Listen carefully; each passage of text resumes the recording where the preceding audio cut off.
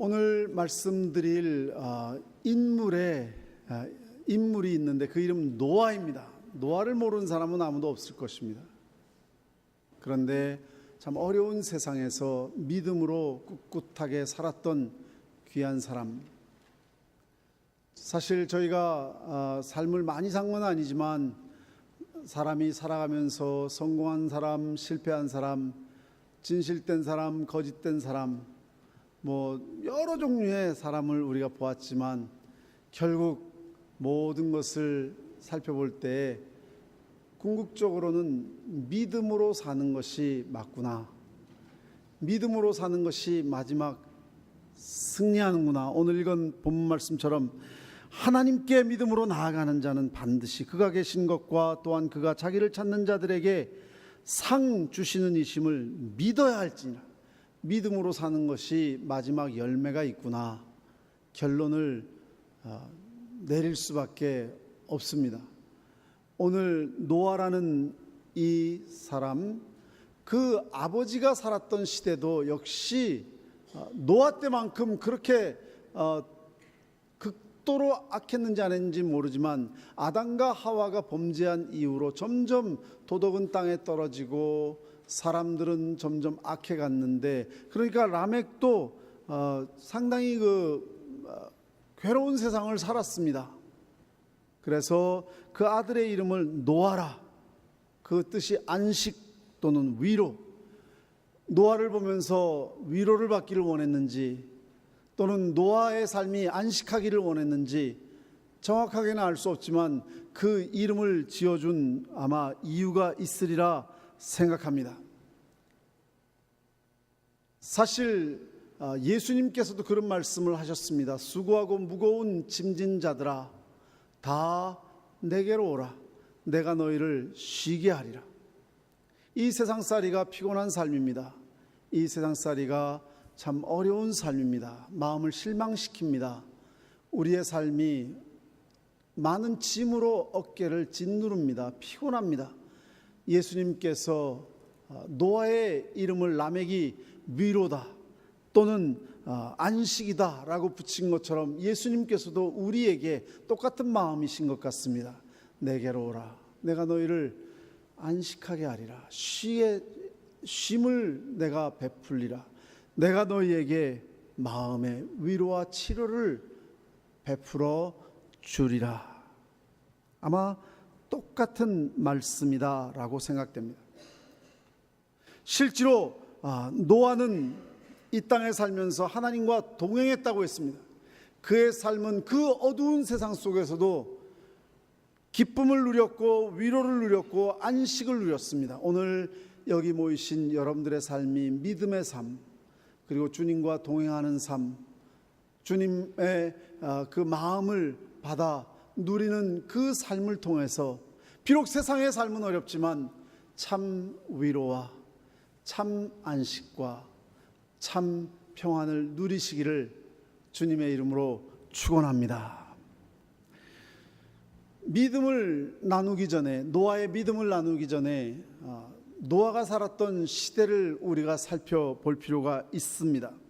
창세기 6장 5절 6절을 보면은 여호와께서 사람의 죄악이 세상의 관영함과 그 마음의 생각의 모든 계획이 항상 악할 뿐임을 보시고 땅 위에 사람 지으셨음을 한탄하사 마음에 근심하시고 라는 기록이 나옵니다.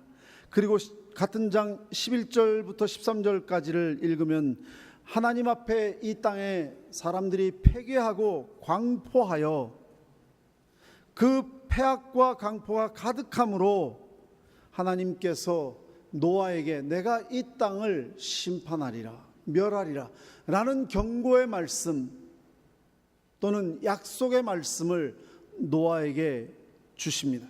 그러니까 사람의 죄악과 강포가 양적인 면에서 온 땅에 가득했고 질적인 면에서 더 이상 회복이 불가능하고, 그래서 결국은 그 세상을 지으셨음을 마음에 근심하고 한탄하는 그런 정도가 되고 말았다는 것이죠.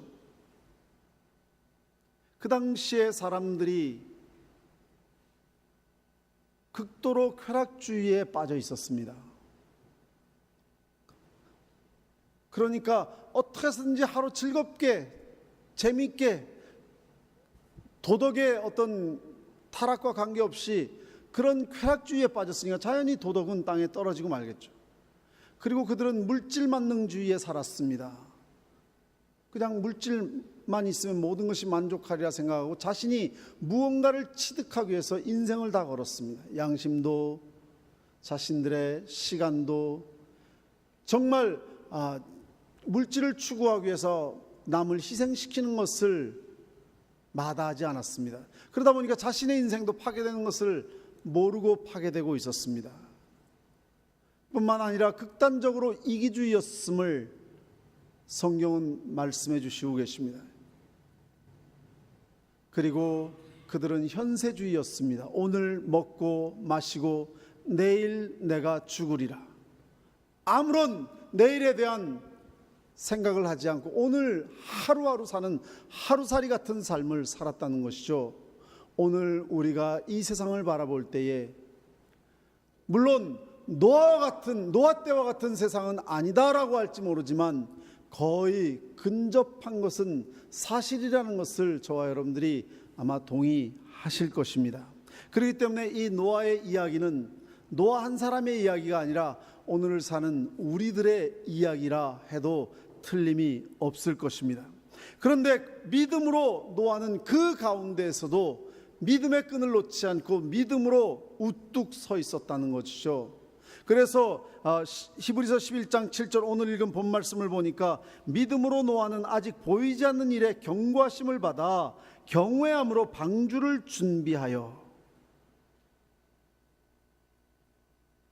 사실 노아도 이 말씀을 받아들이기가 쉽지 않았을 겁니다. 왜냐하면 소돔과 고모라와 같은 심판을 보았다면은 그런 심판이 있었구나 라는 생각을 가질 수 있지만 그 전에는 아무런 그런 심판을 본 적도 없었습니다.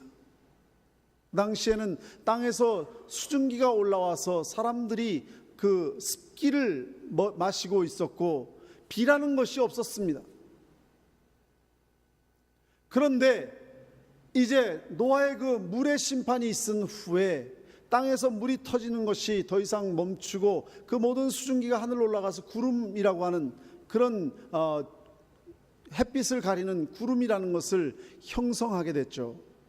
그런 상황이니까 노아가 하나님께서 이 땅을 물로 심판하신다? 아마 머릿속에 잘 안 닿았을 것입니다. 그 당시에 노아도 그랬다면은 모든 사람들도 이 하나님의 말씀 마음속에 와 닿았을까요?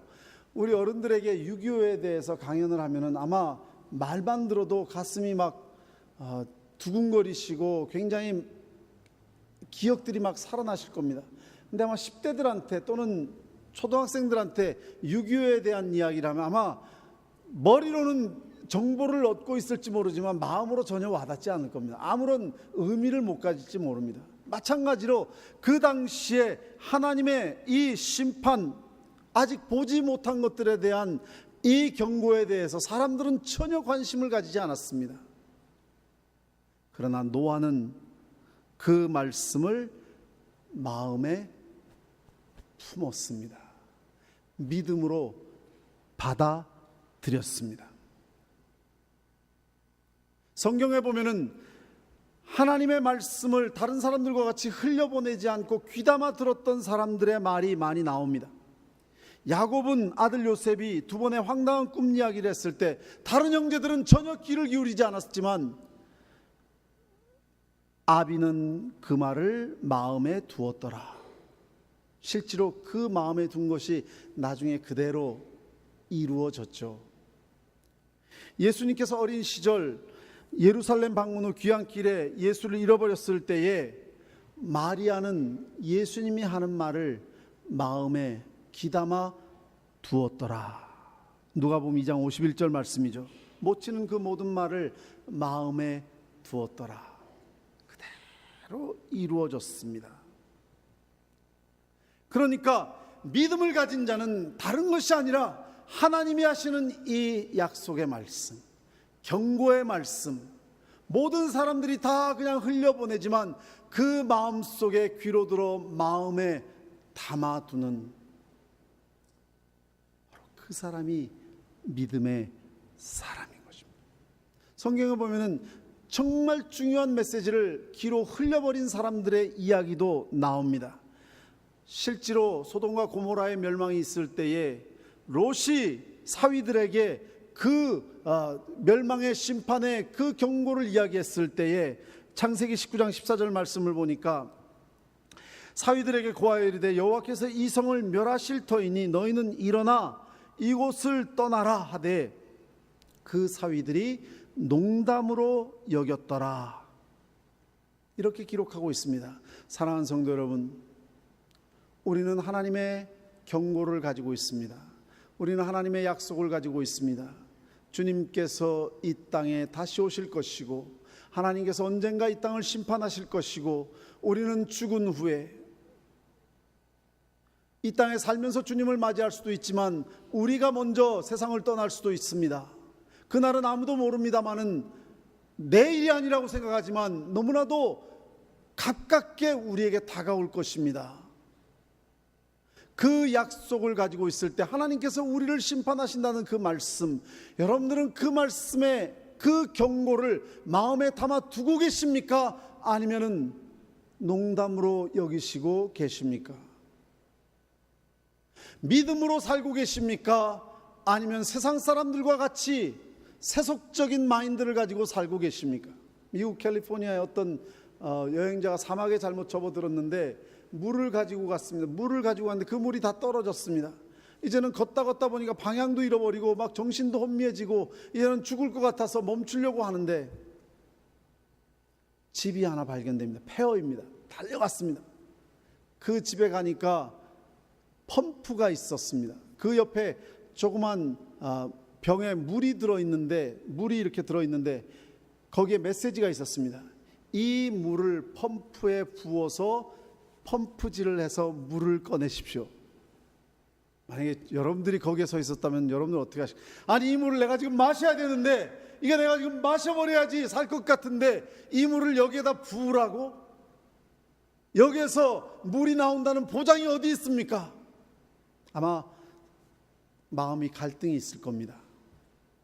그러나 그 메시지를 믿고 그 메시지를 신뢰하고 그 물을 들어서 그 펌프에 부었습니다.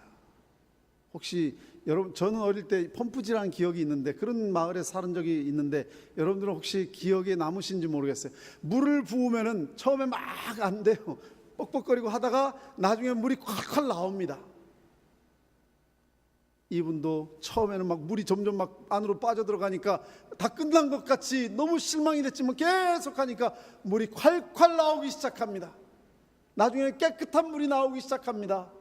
그 물을 실컷 마시고 자기의 보따리에 물을 잔뜩 담고 그리고 그 사람도 거기에다가 메시지를 남깁니다. 여기에 있는 물을 여기에 부어서 펌프질을 하십시오. 이 말은 정말 사실입니다. 제가 보장합니다. 이대로 꼭 하십시오. 이게 믿음의 간증 아닐까요? 내가 체험한 겁니다. 여러분, 주님께서 우리에게 말씀하십니다. 믿음으로 사십시오. 믿음으로 사십시오. 죽은 후에 심판이 있습니다. 에이, 그걸 어떻게 믿어? 하나님께서 자신의 모든 명예를 걸고 그의 이름을 걸고 선지자를 통해서 사도를 통해서 우리에게 기록해 주셨습니다. 여러분, 무조건 모든 걸 다 믿는다고 믿는 게 아닙니다. 이 세상에는 거짓 선지자도 참 많이 있고 사람들의 말을 듣는 사람들도 많이 있습니다. 어떤 여자가 피지가 피할 땅이라고 피지에 가서 살아야지 살 거라고, 영원히 살 거라고 그 말에 속아서 재산 다 팔고 피지로 가신 분들이 한 400명 되더라고요. 요새 이슈가 돼가지고 사건 사고로 나오고 있는데, 만약에 이 사람이 여기에 지금 썩어져가는 물이 내가 유일하게 먹어야 할, 마셔야 할 물이라고 생각하고 그거를 그대로 믿고 마셨다면은 아무리 자기가 확실하게 믿었다 할지라도 그 썩음을 먹고 배탈이 나서 아마 가다가 죽었을지도 모릅니다. 여러분, 세상 사람들 말을 다 믿을 거 아닙니다. 사람들 말 들을 거 아닙니다. 정말 믿을 말은 우리를 창조하시고 우리를 이 땅에 보내시고 우리에게 영생을 주시는 하나님의 말씀을 우리가 믿어야 되는 것입니다. 믿음으로 노아는 아직 보지 못한 일에 경과심을 받아 경외함으로 방주를 예비하며 그 집을 구원하였으니, 우리에게는 선택이 있습니다. 사울과 같이 하나님의 말씀을 듣고 실제로 삶은 자기 마음대로 살다가 나중에 이 핑계 저 핑계 될 수도 있을 겁니다. 롯의 사위들과 같이 아예 처음부터 농담으로 여길 수도 있을 것입니다. 여러분, 우리는 하나님의 말씀을 정말 믿어야 됩니다. 무조건 믿는 것이 아니라 펴놓고 믿어야 됩니다. 성경 말씀을 펴놓고 믿어야 됩니다. 노아의 삶이 흔들리지 않았던 이유는 그의 믿음이 하나님 말씀에 근거했기 때문이고, 그 말씀은 천지가 다 없어져도 영원한 것이고 천지가 변해도 변하지 않는 하나님 말씀을 믿었기 때문에 그는 믿음의 승리자가 되었고 의의 전파자가 되었고 그리고 의의 상속자가 되었던 것입니다. 그런데 그 주변의 사람들은 그 말씀을 믿고 산에다가 배를 짓는 노아를 얼마나 놀렸겠습니까? 얼마나 비웃었겠습니까? 사람들의 말을 우리가 들을 필요가 없습니다. 하나님 말씀을 들어야 됩니다. 노아는 하나님의 말씀만 듣고 사람들의 말에 귀를 기울이지 않았습니다. 그리고 오직 믿음으로 살아갔습니다. 오늘 우리가 노아처럼 바보 같고 미련스럽게 보일지 모르지만 하나님의 말씀을 가볍게 여기지 아니하고 하나님의 말씀을 경외함으로 마지막 승리자가 되시기를 주님의 이름으로 축원합니다. 세계 제일 갑부였던 존 록펠러라고 하는, 여러분 다 아실 겁니다만 그 어머니가 아들에게 준 3가지 교훈이 있습니다. 첫째, 무조건 예배 드릴 때 언제든지 앞에 앉아라. 여기 보니까 비어 있어요. 앞에 앉으셔야 되는데 앞에 앉아라. 그게 첫 번째 교훈입니다. 두 번째, 너는 소득의 11조를 반드시 하나님께 드려라. 그 교훈을 듣고 록펠러는 어릴 때부터 용돈 몇 푼, 동전 몇 개가 됐든지 간에 어쨌든 하나님 앞에 11조 드리는 훈련을 했습니다. 하나님께서 그에게 마음껏 부어주셔서 나중에 너무나 재산이 많아서 그것을 많은 사람들에게 베풀었던 그런 기록을 우리가 세계 제일의 부자가 되었던 거죠. 여러분 잘 아십니다. 부자 되기 위해서 11조 하는 건 아니지만 어쨌든 어머니의 교훈이 그거였고 그는 그 교훈을 그대로 따라 지켰습니다. 세 번째 교훈, 제가 그 세 번째 교훈을 지금 말씀드리려고 이 말씀을 꺼낸 겁니다. 너는 주일날 목사님의 설교를 들을 때 사람의 말로 듣지 말고 하나님의 말씀으로 들어라. 다시 말씀드려서 어떤 말씀이든지 간에 그 말씀을 경외함으로 노아와 같이 아브라함과 같이 바울과 같이 그 말씀을 경외함으로 받아라. 그것이 바탕이 되어서 존 록펠러는 정말 귀하게 사용받는 인물로 세워졌습니다. 그렇습니다. 우리가 그냥 해프게 살 수 있습니다. 그냥 가볍게 신앙생활 할 수 있습니다. 그러나 하나님은 믿는 자를 보겠느냐? 주님이 찾으시는 것은 진심으로 하나님 말씀을 믿는 자를 찾고 계십니다.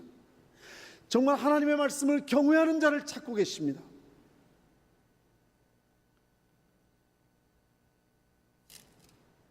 (7절) 중반절을 보면은 경외함으로 방주를 준비하여 그 집을 구원하였으니 이로 말미암아 세상을 정죄하고 세상을 정죄했다는 말이 무슨 말인가요? 세상이 다 그냥 마음에 이끄는 대로 네 마음대로 살아라고 하는데 노아만 하나님 말씀대로 지금 살고 있습니다. 그러니까 전부 다 노아를 정죄했습니다. 너는 바보야. 너는 어리석어. 너는 한심스러워. 그런데 정작 하나님의 심판이 다가올 때에 누가 승리자가 되었습니까? 흰색의 종이를 보여드리면 잘 안 보일지 모르지만 배경이 까마면은 그 흰색이 굉장히 분명하게 드러납니다. 여러분들이 믿음으로 살 때에, 여러분들이 말씀을 경외하고 살 때에, 세상이 어두워지면 어두워질수록, 밤이 어두우면 어두울수록 별이 분명하게 빛나는 것을 볼 수 있는 것처럼, 은하수까지 볼 수 있는 것처럼, 노아는 그 시대의 모든 세상 가운데 그 하나님 말씀이 옳았음을 분명히 밝히고 세상을 정죄하는 그 마지막 승리자가 되었다는 것입니다. 여러분, 지금이 문제가 아닙니다. 마지막 하나님 앞에 설 때에 여러분들이 승리자가 될 것이냐 아니면 패배자가 될 것이냐, 여러분, 이 세상이 틀렸고 여러분들이 옳았음을 분명히 밝힐 수 있는 믿음의 승리자가 되시기를 주님의 이름으로 축원합니다. 뿐만 아니라 그를 통하여서 모든 가족이 구원을 받았고, 그래서 믿음의 상속자가 되었다는, 의의 상속자가 되었다는 것입니다. 그의 가정을 통해서 그리스도가 탄생하고, 그의 가정을 통해서, 그의 믿음을 통해서 예수 그리스도가 탄생했을 뿐만 아니라 온 인류에게 구원을 베푸는 그러한 믿음의 역사가 지금까지 이어지고 있다는 것이죠. 결국은 하나님의 말씀에 귀를 기울였던 노아가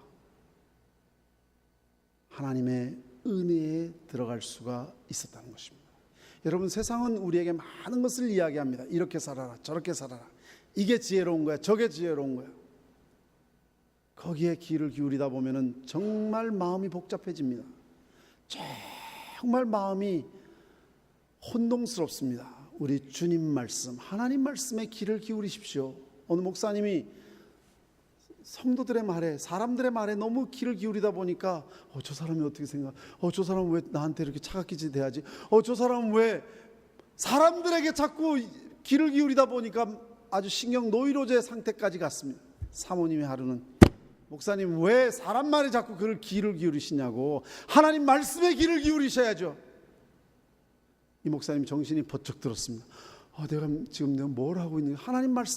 하나님 말씀에 귀를 기울이면 귀를 기울일수록 사람의 말, 세상은 아주 요만해집니다. 하나님이 크게 보입니다. 그런데 세상 사람들 마음에 귀를 기울이다 보면 세상은 이만하게 보이고 하나님이 조그맣게 보입니다. 여러분, 하나님 말씀에 귀를 기울이시는 여러분들이 되시기를 주님의 이름으로 축원합니다. 하나님 말씀에 귀를 기울이면 거기에 기쁨이 있고, 거기에 만족이 있고, 거기에 평안이 있고, 거기에 위로가 있고, 거기에 승리가 있는 줄로 믿습니다. 좁은 문으로 들어가라. 하나님 앞에 나아가는 것이 좁은 문 같아 보이지만 멸망으로 인도하는 문은 크고 그 길이 넓어 그리로 들어가는 자가 많고, 사람들의 말에 귀를 기울이는 사람들이 참 많습니다. 그러나 생명으로 인도하는 문은 좁고 길이 협잡하여 찾는 자가 적음이라. 마태복음 7장 13절 14절 말씀, 시편 84편 5절 말씀을 보니까 주께 힘을 얻고, 주님 앞에 용기를 얻고, 주님이 나의 힘이 되시고, 주님이 나의 삶의 모든 것이 되시고, 그 마음에 시온의 대로가 있는 자는 복이 있나니. 시온의 대로라는 건 뭔가요? 시온, 믿음을 가지고 시온성을 향해서 걸어가는 믿음의 사람들, 너무나도 그것이 자연스러운 것입니다. 오늘 예배가 끝나면 여러분들은 집으로 향하실 겁니다. 얼마나 자연스러운가요? 집으로 가는 게 자연스러운 겁니다. 믿는 사람이 이 땅에서 시온을 향해서 걸어가는 것. 우리 찬양의 밤 제목이 집으로라고 돼 있죠. 우리의 본향을, 천국을 향해서 우리는 걸어가는 겁니다. 집으로 지금 돌아가는 겁니다. 집으로 가는 것이 자연스러운 거 아닌가요? 지옥으로 가는 것이 자연스러운가요? 우리는 하나님의 백성들이 하나님 아버지께서 계신 곳으로 가는 것이 자연스러운 겁니다. 그게 자연스러운 것이지, 세상 사람들, 마귀에게 속한 사람들, 마귀의 종들이 이야기하는 것을 듣고 그대로 살아가는 것이 자연스러운 건가요? 무엇이 자연스러운 건가요? 여러분, 집으로 가는 가벼운 기쁨의 본향으로 향하는 그 발걸음 되시기를 주님의 이름으로 축원합니다. 노아가 믿었을 때에 진짜 믿음은 즉각적인 순종으로 이어집니다. 믿음과 행위는 같은 거니까요. 믿음이 있는 자는 행위가 나옵니다. 믿습니다, 믿습니다 하면서 지멋대로 살아가는 사람들은 진짜 믿음이 아닙니다. 그건 가짜 믿음입니다. 진짜 믿음을 가진 사람들은 그 믿음이 즉각적인 순종으로 삶의 열매로 나타나게 되어 있습니다. 그것은 하나님 뜻대로 살겠다고 하는 순종이죠. 노아는 진짜 믿음이 있었기 때문에 하나님 말씀을 듣자마자 톱과 못과 망치를 가지고 톱질을 시작했습니다. 망치질을 시작했습니다. 대패질을 시작했습니다. 그것이 한 달 만에 끝난 일이 아닙니다. 12달 만에 끝난 말이 아닙니다. 12년 만에 끝난 일이 아닙니다. 120년 걸리는 일이었습니다. 저와 여러분들이 하는 신앙생활이 그냥 하루하고 끝나는 일이 아닙니다. 여러분들 얼마나 살 길이 남으셨나요? 한 50년 남으셨나요? 20년 남으셨나요? 30년 남으셨나요? 우리가 사는 그 인생 동안에 우리는 믿음의 대패질을 할 겁니다. 믿음의 못질을 할 겁니다. 믿음의 망치질을 하고 톱을 쓸 것입니다. 주님을 위해서 순종하고 헌신하고, 거기에는 우리의 에너지가 들어갈 것이고 우리의 마음이 쏟아질 것이고 우리의 땀이 쏟아질 것이고, 주님을 위해서 사는 그 믿음의 순종의 길이 우리의 땀과 눈물을 요구할 수도 있습니다. 그러나 노아는 그것을 쉬지 않고 묵묵하게 대패질을 하였고 못질을 하였고 망치질을 하였습니다. 여러분, 저와 여러분들이 이 진짜 믿음을 가지고 하나님의 말씀을 그대로 받아들여서 순종하면서 믿음으로 한 걸음 한 걸음 육중하게 묵직하게 하나님 나라를 향해서 집으로 한 걸음 한 걸음 걸어가시는 그 순종의 삶을 사시기를 주님의 이름으로 축원합니다. 그런데 그 노아를 하나님께서는 의의 후사로 삼으셨습니다. 의의 전파자로 삼으셨습니다. 즉 그 땅의 마지막 소망과 희망은 노아였다는 것입니다. 오늘날 참으로 극단적인 황금 만능 시대주의를 살아가고 있습니다. 돈이면 뭐든지 다 되는 것처럼 사람들이 양심과 인간의 가치를 다 파괴시키면서 살아갑니다. 극단적인 이기주의 속에 살아갑니다. 개인주의 속에 살아갑니다. 정말 극단적인 쾌락주의 속에서 도덕이 어디까지 떨어질지 알 수 없습니다만은 믿음으로 살아가는 몇 사람, 여기 계시는 여러분들이기를 바랍니다. 그 몇 사람들이 이 땅의 의의 상속자요, 의의 전파자요, 마지막 의의 승리자가 되기를 간절히 바랍니다. 그것이 하나님께 큰 위로이고 큰 소망이고 마지막 희망입니다. 제가 마지막 한 말씀만, 재밌는 이야기 하나만 드리고 마치겠습니다. 도스토옙스키의 카라마초프의 형제들이라는 글이 있습니다. 거기에 한 아버지와 네 아들이 등장하는데, 아버지 포들이라는 사람은 아주 비정한 사람이었습니다. 하나님을 모욕하는 사람이었습니다. 아주 하나님을 불신한 일에는 앞장서는 무신론자였습니다. 그런데 그 아버지를 쏙 빼닮은 드미트리라는 큰아들이 있었습니다. 그 친구의 인생의 목적은 딱 두 가지: 돈 그리고 여자. 그러다 보니까 친구의 관심은 아버지의 상속을 어떻게 자기가 다 차지할까, 거기에만 몰두합니다. 그리고 그 돈으로 어떻게 하면은 쾌락을 즐길까. 오늘날 이런 류의 인간들은 얼마든지 우리 주변에 있습니다. 오직 돈과 쾌락을 쫓아서 사람도 가정도 자신의 삶도 파괴하는 사람들이 얼마나 많습니까? 셋째 아들, 둘째 아들은 이반이란 친구인데 철저하게 개인주의입니다. 남을 전혀 의식하지 않습니다. 그냥 오로지, 물론 무신론자이고 아버지를 닮았는데 그의 삶의 슬로건은 어떻게든지 내 인생을 내 맘대로 살다가, 남에게 간섭 않고 내 맘대로 살다가 내 뜻대로 살다가 그냥 가는 겁니다. 오늘 우리 주변에 그런 사람들 많아요. 남 의식하지 않고 자기 인생 내 멋대로 살다가 가는데 무슨 상관이야. 셋째 아들 아료사는 좀 제대로 된 아들입니다. 영적으로 깨어 있었습니다. 말씀도 공부했습니다. 하나님의 사랑을 알고 있었습니다. 우리 인간에게 은혜가 필요하고 용서가 필요하다는 것을 알고 있었습니다. 구원이 필요하다는 것을 알고 있었습니다. 그런데 넷째 아들 스멜자코프라는 아이는 사생아였습니다. 그런데 고치지 못하는 간질을 앓고 있었어요. 비참한 병을 앓고 있었기 때문에 집에서도 대우를 받지 못하고 아버지에게도 치이고 형들에게도 치이고 아무에게도 인정을 받지 못하는, 그래서 자신의 운명을 저주하고 있었습니다. 기회만 있으면 아버지를 죽이겠다는 생각을 하는데 실제로 이 넷째 아들이 아버지를 살해합니다. 그러면서 이 스멜자코프는 외칩니다. 내 인생은 저주뿐이었다. 그런데 사람들이 오해를 합니다. 큰 아들이 욕심 때문에 아버지를 죽였다라고 생각합니다. 그래서 그가 재판을 받고 시베리아로 유배를 떠나서 결국 거기서 죽습니다. 아버지가 죽고, 그것도 아버지를 죽인 게 형이라는 것을 들은 둘째 아들 이반은 정신 이상자가 되어버립니다. 그것을 받아들일 수가 없기 때문에. 그리고 정작 아버지를 진짜 죽인 이 마지막 아들 스멜자코프는 괴로움 속에서 자살을 합니다. 너무 슬픈 이야기잖아요. 모든 가족이 다 파괴됩니다. 그런데 셋째 아들 아료사가 아버지와 형들의 불행을 지켜보면서 나라도 저 형들의 죄값을 치러야 되겠다. 시베리아로, 형이 있던 그곳으로 주님의 자비를 구하며 떠납니다. 도스토옙스키는 여기서 하고자 하는 말이 있습니다. 이 러시아가 부패하고 모든 것이 다 정말 저주와 아픔으로 끝나가고 있는 가운데 그래도 여기에 한 가닥의 희망이 있다.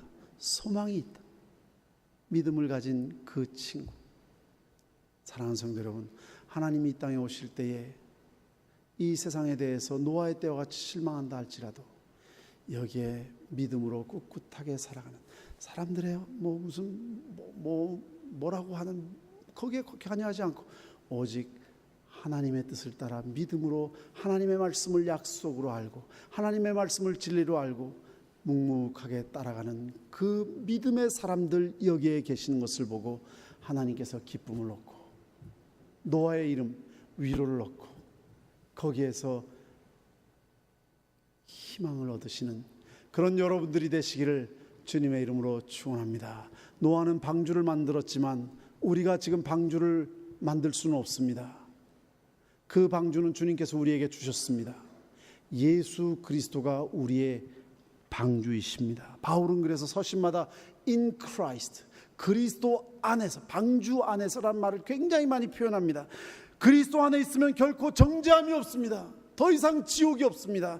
그리스도 안에 믿음으로 나오면 새로운 피조물이 됩니다. 아무리 더러운 죄악 속에 빠졌더라도 예수 그리스도 안에서 용서 못할 죄악은 없습니다. 그리스도 안에 있으면 죄사함이 있습니다. 그리스도 안에 있으면 영생이 있습니다. 그리스도 안에 있으면 하늘나라의 기업을 얻고 하나님의 자녀가 됩니다.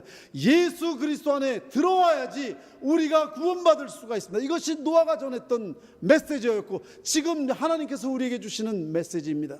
예수 그리스도의 방주 안으로 들어오라. 내가 문이니 누구든지 나로 말미암아 들어가면 구원을 얻고 또는 들어가며 나오며 꼴을 얻으리라. 요한복음 10장 9절 말씀. 이 말씀 예수 그리스도의 방주 안에서 마지막 승리하시는 여러분들이 되시기를 주님의 이름으로 축원합니다. 같이 기도하겠습니다. 오 아버지 하나님, 이 시대에 누가 믿음으로 살겠습니까? 믿음으로 사는 것을 조롱하고 믿음으로 사는 것을 비웃고 믿음으로 사는 것을 농담으로 여기고 믿음으로 사는 것을 헛되게 여기는 이 세상 속에서 노아와 같이 믿음의 방주를 짓는 자, 믿음의 방주 안에 들어오는 자, 믿음의 못을 받고 믿음의 대패질을 하고 믿음의 톱질을 해나가는 꿋꿋한 믿음의 사람들, 하나님의 희망, 하나님의 소망, 하나님의 기쁨, 하나님의 위로가 되는 주의 백성들 되게 하여 주시옵소서. 지금은 믿음으로 살아야 할 때입니다. 예수님의 이름으로 기도드립니다. 아멘.